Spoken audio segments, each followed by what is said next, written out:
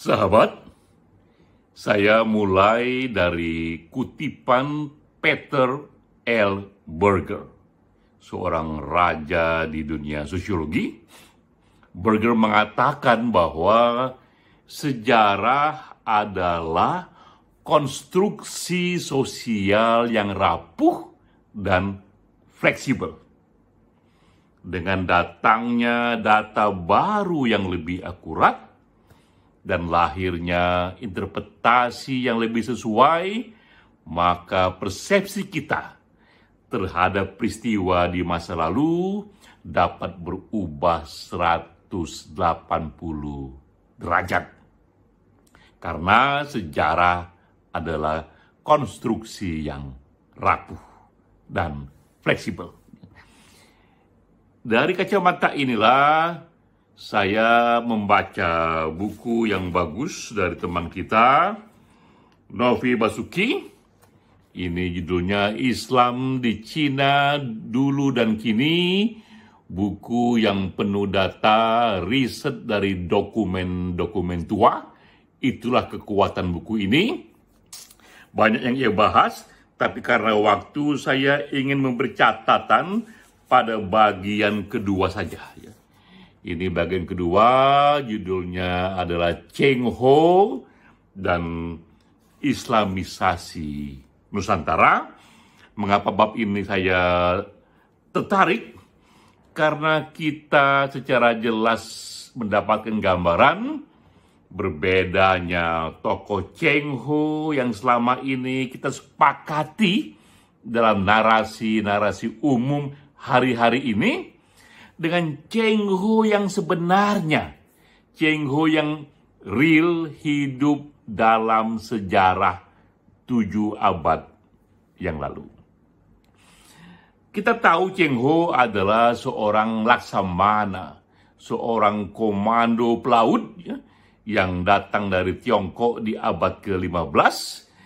Ia datang ke Nusantara dalam satu ekspedisi yang kemudian dianggap ia ikut dalam Islamisasi Nusantara. Bahkan jejaknya terasa hingga hari ini. Ini contoh satu masjid di Surabaya. Bisa dilihat gambar ini. Ini masjid di Surabaya yang didirikan tahun 2002. Berarti ini dibuat 700 tahun setelah wafatnya Cheng Ho.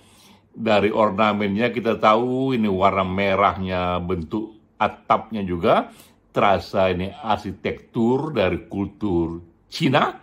Bahkan namanya pun Cheng Ho diberi tambahan Muhammad Cheng Ho. Inilah yang hidup dalam narasi kita hari-hari ini. Menariknya dalam buku Novi Basuki, kita mendapatkan data alternatif betapa berbedanya antara narasi yang kita sepakati atau yang kita ketahui hari ini dengan dokumen-dokumen sejarah yang sebenarnya. Kita mulai dulu menggambarkan apa yang kita ketahui dan kita sepakati hari-hari ini. Kita membaca sejarah selama ini bahwa Cheng Ho ini dia lahir di tahun 1371, udah jauh lama sekali, di provinsi Yunnan. Ketika ia berumur 10 tahun, provinsi ini ditaklukkan oleh jenderal dari dinasti Ming. Cheng Ho saat itu 10 tahun usianya, ia diculik, diambil paksa, dan dipekerjakan di istana, dan tidak tanggung-tanggung ia dijadikan kasim. Dan seorang kasim itu adalah seorang laki-laki yang alat vitalnya dikebiri. Jadi kita lihat Cheng Ho ini adalah bocah yang dikebiri, yang awalnya dipekerjakan secara paksa di istana. Namun karena bakatnya sebagai seorang yang tumbuh dengan kemampuan diplomasi, kemampuan seni perang, dan kedekatannya pada penguasa saat itu, ia pun perlahan-lahan dipercaya menjadi seorang laksamana, seorang pelaut dan bahkan komandonya. Ya. Diceritakan di sini, ia pernah membawa serta dalam satu pelayarannya itu sebanyak 62 kapal dengan jumlah kelasi dan pelaut sebanyak 27.800. Bisa kita bayangkan, ini ekspedisi raksasa 62 kapal yang terdiri dari lebih dari 27.000 orang. Ia menelusuri dari laut ke Vietnam, Thailand, Malaka, juga ke Mesir, ya. Dan yang paling terkenal dalam hubungannya dengan Indonesia adalah ekspedisi Nusantara yang ia lakukan tahun 1405 hingga 1433. 1405 hingga 1433, 28 tahun, 7 kali ia bolak-balik berlayar menuju Nusantara. Ia pernah singgah di Aceh, di Cirebon, dan di Semarang. Lalu muncullah narasi yang kita kenal di hari ini, bahwa Cheng Ho seorang tokoh Muslim. 2, Cheng Ho ikut mengislamkan Nusantara. Ketiga, Cheng Ho tokoh yang dicintai dan ia kemudian membuat penduduk setempat mengingatnya turun-temurun hingga pada tahun 2002 di Surabaya, 700 tahun setelah Cheng Ho pergi, sebuah masjid didirikan untuk mengabadikan namanya.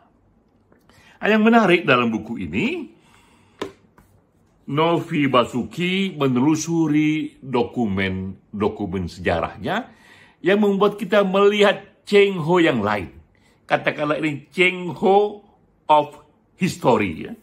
Di sini dikatakan ada 2 dokumen tua yang menjadi dasar menggambarkan Cheng Ho yang berbeda dari kita kenal sekarang. Ya.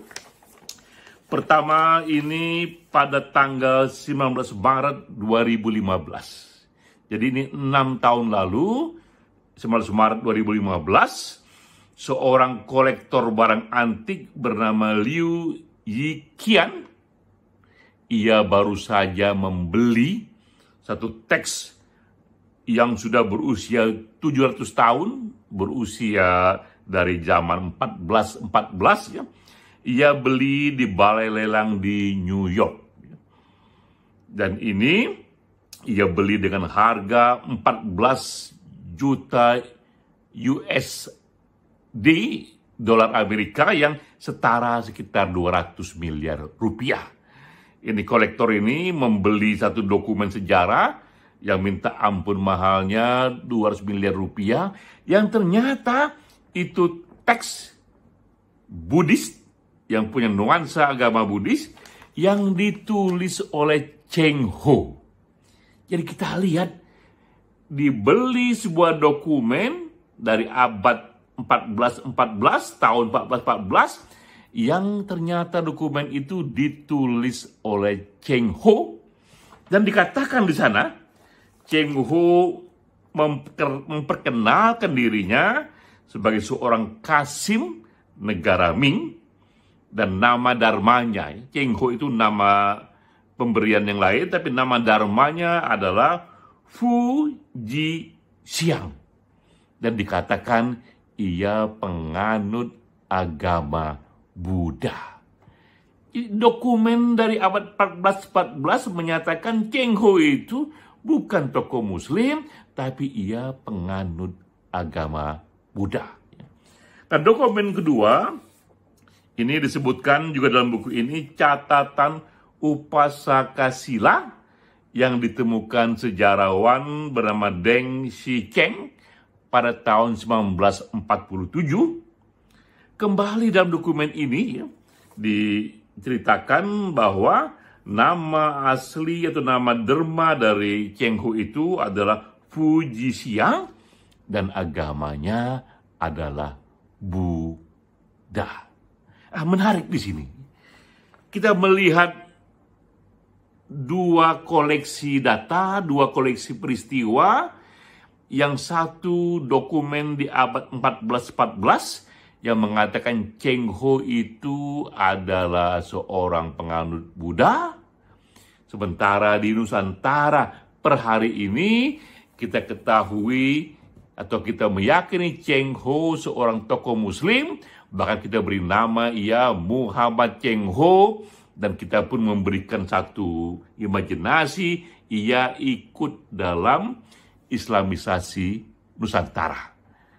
Perbedaan antara histori dan narasi. Di sini Cheng Ho agama Buddha, di sini Cheng Ho agama Islam, di sini Cheng Ho datang ke Nusantara dalam rangka ekspedisi perdagangan dan politik belaka. Di sini munculnya Cheng Ho terlibat dalam Islamisasi Nusantara. Mengapa terjadi perbedaan ini? Namun kita tahu yang sudah sering kita pelajari dalam sejarah, selalu ada dua jenis masa silam, yaitu kisah masa silam yang kita ketahui dari narasi yang diceritakan kepada kita turun-temurun. Itulah narasi kesepakatan selama ini dalam common sense kita. Kedua adalah masa lalu yang digali melalui metode saintifik dengan dokumen-dokumen yang historik, dengan dokumen-dokumen arkeologis. Seringkali ini dua hal yang terpisah. Karena itulah kita mengenal dalam sejarah misalnya ada Yesus of Faith dan Yesus of History. Kita mengenal juga dalam studi Islam ada Islam of Faith dan Islam of History yang dikembangkan oleh kalangan revisionis. Tapi sekali lagi, ini buku yang bagus yang memberikan kita data-data itu.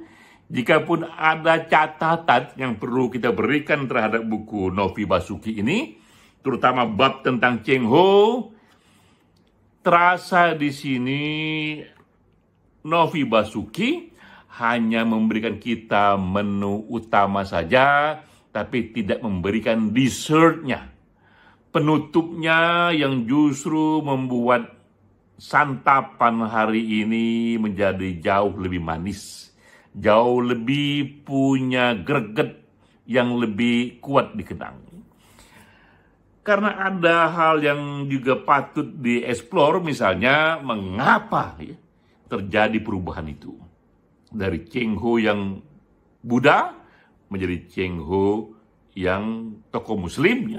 Apakah ini perubahan yang terjadi secara natural, ataukah ini satu imajinasi yang dikonstruksikan karena ada kepentingan tertentu misalnya? Karena kita tahu akulturasi antara etnik Tionghoa dan pribumi memang akan jauh lebih cepat, akan jauh lebih kokoh jika ada tokoh sejarah yang dari Cina yang juga seorang Muslim, sehingga akibatnya tokoh ini menjadi referensi bahwa sejak zaman dulu pun dari kalangan etnik Cina yang datang ke Indonesia ini sudah banyak atau sudah ada yang ikut dalam Islamisasi Nusantara. Tentu ini akan menjadi pekerjaan rumah bagi para sejarawan untuk menggali lebih jauh ya. Apakah memang seperti itu datanya bahwa Cheng Ho yang kita pahami hari-hari ini berbeda dengan Cheng Ho yang ada dalam real sejarah. Sekali lagi, selamat buat Novi Basuki untuk bukunya yang bagus, penuh data ya. Semoga terus saja Bro Novi berkarya dan masukkan juga di sana drama-drama yang lebih mencekam di luar data dan fakta. Salam.